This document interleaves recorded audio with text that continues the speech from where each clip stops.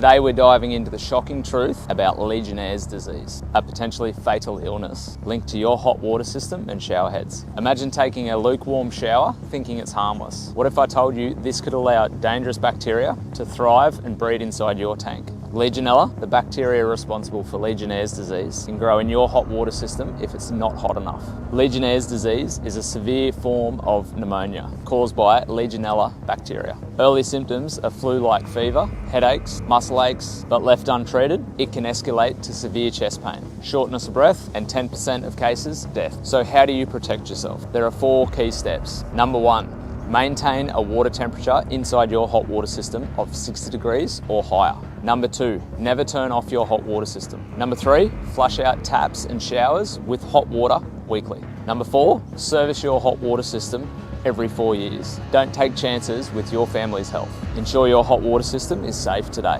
If you have any doubts, call a professional plumber. Stay safe and stay informed. Hit that subscribe button for more essential plumbing tips and share this video with someone that needs to hear it.